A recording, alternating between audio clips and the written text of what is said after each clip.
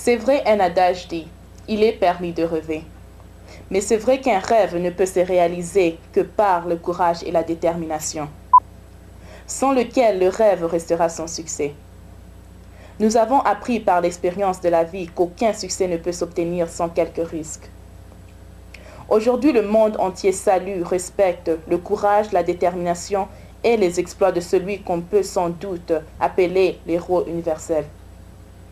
Héritier de Martin Luther King, en la personne de Barack Hussein Obama, celui-ci a lié la parole à l'acte. Il fait croire à tout le monde, surtout aux jeunes, que l'impossible n'existe pas. Le vouloir donne le pouvoir de recevoir. On peut partir de rien et arriver quelque part. On peut être rien et devenir quelqu'un. À travers l'émission Africa House de Clovis Dimulu, nous voulons vous parler un peu de ces phénomènes. Qui est donc Barack Obama? Barack Hussein Obama was born in Hawaii on August 4th, 1961. To Barack Obama, Sir and Ann Duham, his parents met while attending the University of Hawaii, where his father was enrolled as a foreign student. His mother was from heartland of the U.S. Kansas. His father was from Kenya. Barack's parents eventually married. He lived in Indonesia for a time before returning to Hawaii to live with his grandparents. After high school, he went to Occidental College in Los Angeles for 2 years. He later moved to New York, where he graduated from Columbia University in 1983 with a degree in political science. True to the values of empathy and service that his mother installed in him, Barack put law school on hold after college and moved back to Chicago in 1985, where he became a community organizer with a church-based group that was dedicated to improving living conditions in poor neighborhoods. For example, helping poor people work with service agencies to get their plumbing and heating fixed and to get jobs for the unemployed. It was here that he realized it would take changes in our laws and politics to truly improve the lives of the people in these impoverished neighborhoods. Obama met his wife, Michelle, in 1988 when he was a summer associate at the Chicago law firm of Sidley and Austin. They were married in October 1992 and lived in Kenwood on the Chicago South Side with their daughters, Malia, born in 1998, and Sasha, born in 2001. Barack earned his law degree from Harvard in 1991, where he became the first African-American president of the Harvard Law Review. He then turned to Chicago to practice as a civil rights lawyer and teach constitutional law. His advocacy work led him to run for the Illinois State Senate, where he served for 8 years, beginning in 1996. Obama published an autobiography in 1995, Dreams from My Father, a story of race, inheritance, and a memoir of his youth and early career. And he won a Grammy for the audio version of this book. While in the Illinois State Senate, Barack served as a chairman of the Public Health and Welfare Committee.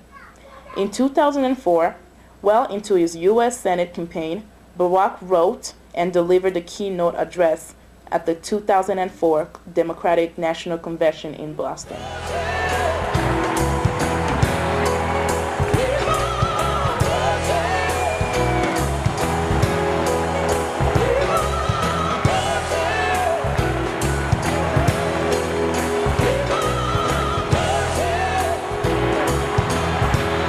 Thank you so much.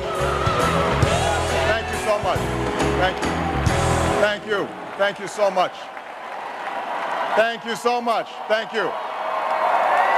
Thank you. Thank you, Dick Durbin. You make us all proud. On behalf of the great state of Illinois, crossroads of a nation, land of Lincoln, let me express my deepest gratitude for the privilege of addressing this convention. Tonight is a particular honor for me because, let's face it, my presence on this stage is pretty unlikely. My father was a foreign student, born and raised in a small village in Kenya. He grew up herding goats, went to school in a tin roof shack. His father, my grandfather, was a cook, a domestic servant to the British.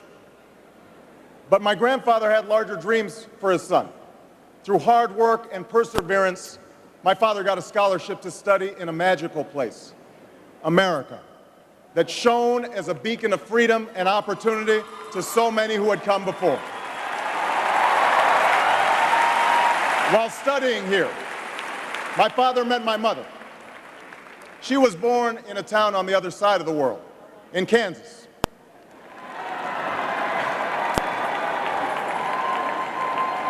Her father worked on oil rigs and farms through most of the Depression. The day after Pearl Harbor, my grandfather signed up for duty, joined Patton's army, marched across Europe. Back home, my grandmother raised a baby and went to work on a bomber assembly line. About something more substantial. It's the hope of slaves sitting around a fire singing freedom songs.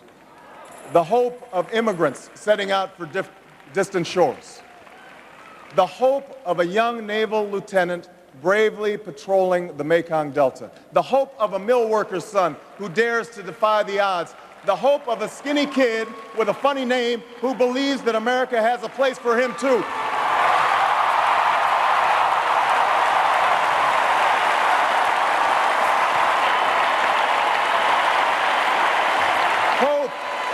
Hope in the face of difficulty. Hope in the face of uncertainty. The audacity of hope. In the end, that is God's greatest gift to us, the bedrock of this nation. A belief in things not seen. A belief that there are better days ahead. I believe that we can give our middle class relief and provide working families with a road to opportunity. I believe we can provide jobs to the jobless, homes to the homeless, and reclaim young people in cities across America from violence and despair.